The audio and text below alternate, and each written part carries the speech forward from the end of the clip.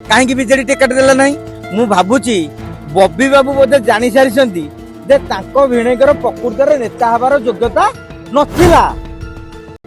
आशा करूछु अरिंदम बाबू आउ गोटे लाइव आसिकी भूल मागंतु नहले ओडिशार मीडिया आपन को चारणी आठेणी नेता सजाई दब। सिनेमाटी चलिया पाई तमर गोटे माने आर्टिस्टिक स्किल रहा दरकार।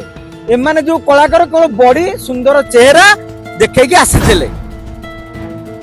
प्रशांत नंद स्ट्राटेजी अच्छी राजनीति रणनीति संगठन नहीं बेगुनिया से बीजेपी सांगे थरे एनसीपी सांगे करके तापर बीजेडी को जाके वर्तमान घरे बसी। देखो प्रथमे नेता माने मीडिया को डाकती मीडिया कौन सी नेता पाक आगुआ जाए किंतु नेता प्रचार कला बेलू मीडिया वाला ठीक कांधे हाथ पकई कथा हे जिते बड़े नेता गोटा भूल कर भाइराल होगा से सांगे सांगे मीडिया को गाड़ी दौरान।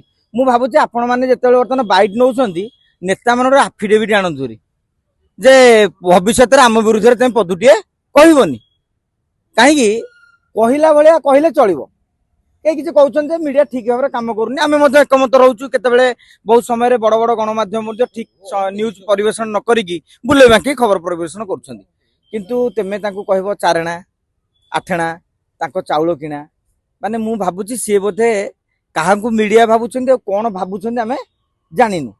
अवश्य गोटे गीत भाइराल होता बड़ घर लो बेटी लो गोटे गीत भाइराल होता मुझे भावुची सी गोटे बड़ घर जुआई गोटा करके गोटे गीत टी भाइराल कले भल हाँ कहीं अरिंदम रायकर परिचय सिनेमा जगत रे जेतिकी तांकर सबुठारु बड़ परिचय है से बब्बी दासंकर भिणे जो गत 15 वर्ष धरी 2009 मसीह 2024 पर्यंत 15 वर्ष परिश्रम कले भी बीजेडी टिकेट देला नहीं।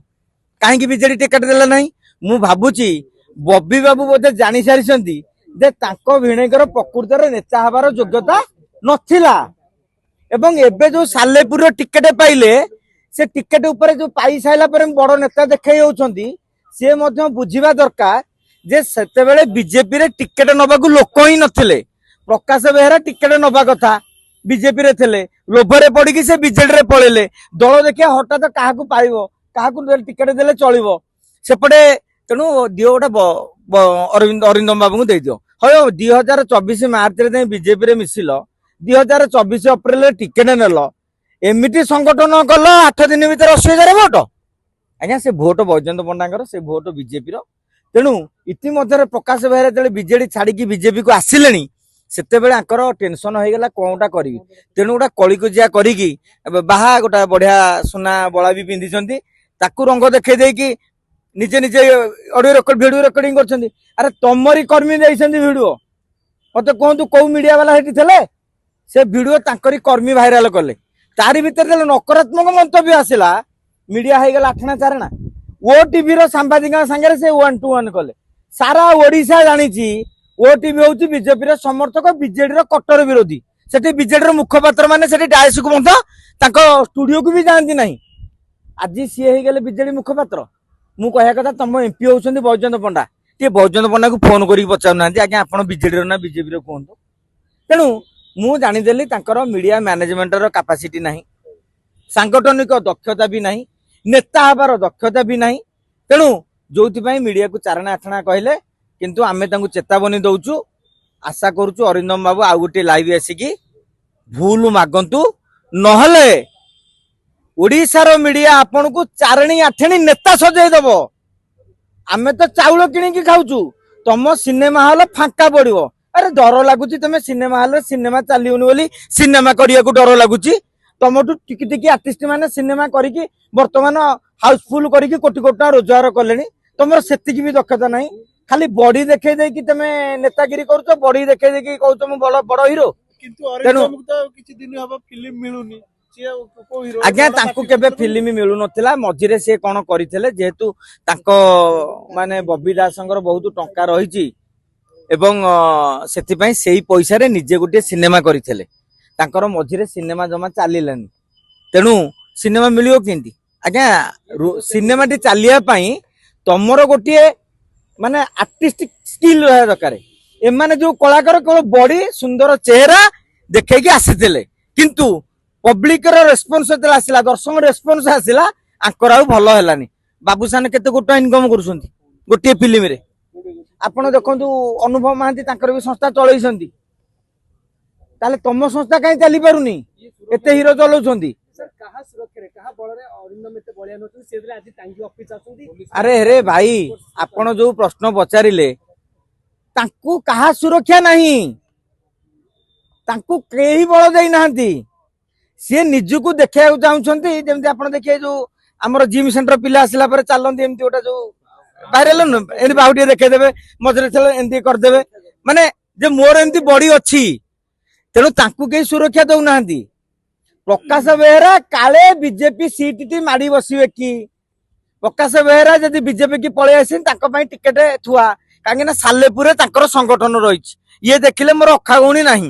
ସେପଟେ କଟକ ବାରବାଟୀ କଟକ ଗଲାବେଳୁ ଶ୍ରୀତମ ଦାସ ଉଣ୍ଡିକି ବସିଛନ୍ତି ଚେର କାଟି ଦେବାକୁ, ଅନେକ ନେତା ବି ବସିଛନ୍ତି। ତେଣୁ ଇଏ ଟିକେ ବାହୁବଳି ଚାଲି କଣ ବେଶୀ ତେଲେଙ୍ଗା ପିକ୍ଚର ଟି ଦେଖିଲେଣି ଆଜିକାଲି। ଆମର ଦେଖିବେ କପି ପେଷ୍ଟ ଫିଲ୍ମ ଚାଲିଥିଲା, ଇଏ ତେଲେଙ୍ଗା ପିକ୍ଚର ଦେଖିଦେଇକି ଏ ସବୁ ନିଜକୁ ବିଜୟ ଥାଲାପତି ଭାବି ଦେଇଛନ୍ତି। କିନ୍ତୁ ସେଠାକାର ରାଜନୀତି ଆଉ ଓଡିଶା ରାଜନୀତିରେ ବହୁତ ଫରକ। ଓଡିଶାର ବହୁ ଅଭିନେତା ନେତା ହେବାକୁ ଯାଇଛନ୍ତି, ସବୁତକ ମାନେ ତା ଦେହରୁ କହିବି ଅଧା ହଉଛନ୍ତି, କାରଣ ସମସ୍ତେ କହିଲେ ଗୋଟେ କମ୍ପ୍ଲେନ କରିବେ।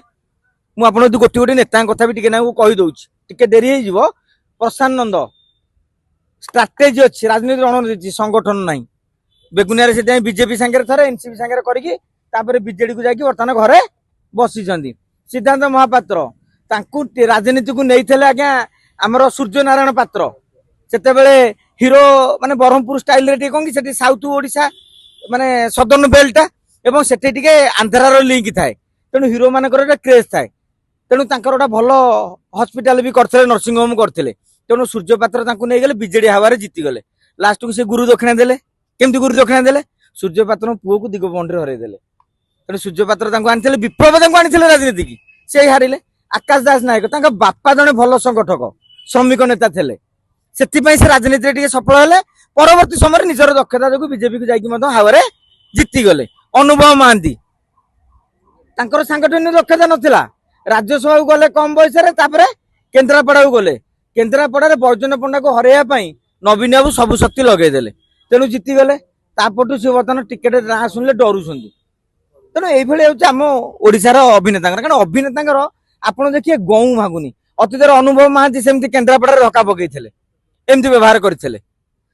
ତା ସେ ମୁଁ ଭାବୁଛି ନେତା ମାନେ ନିଜର ନେତୃତ୍ୱକୁ ନ ଦେଖେଇ ଏଇ ଯୋଉ ଛୋଟ ଛୋଟ ଇସ୍ୟୁରେ ଭାଇରାଲ ହେଇଯିବା, ଲୋଭ ଥିଲା ଭାଇରାଲର, କିନ୍ତୁ ଭାଇରାଲ ଟା ବୁମେରାଙ୍ଗ ହେଇଗଲା।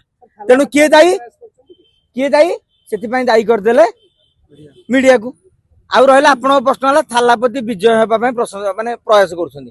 ମୁଁ ତାଙ୍କୁ ଅନୁରୋଧ କରିବି ଓଡିଶାର ଅଭିନେତା ମାନଙ୍କୁ, ସେଗୁଡା ପ୍ରୟାସ କରିବା ଦୂରର କଥା, ଜୀବନରେ ସ୍ୱପ୍ନଟି ଦେଖନି। ଥାଲାପତିର ପୁଅ ଗୋଟିଏ ଫିଲ୍ମରେ 150 କୋଟି ଟଙ୍କା ସେ ନଉଛନ୍ତି ଗୋଟିଏ ଫିଲ୍ମ କି। ଆମର 150 କୋଟି ନୁହଁ, 1.5 କୋଟି ହେଲେ ଗୋଟେ ଫିଲ୍ମ ହେଇଯାଉଛି। ହିରୋଙ୍କର ଅଧିକାରେ ବେଶୀ 10 ରୁ 15 ଲକ୍ଷ ଟଙ୍କା ନିଅନ୍ତି। ଏବେ ନିଜେ ନିଜେ କରୁଛନ୍ତି ବୋଲି ଲାଭ ପଇସା ଟିକେ ଅଧିକା ପାଉଛନ୍ତି।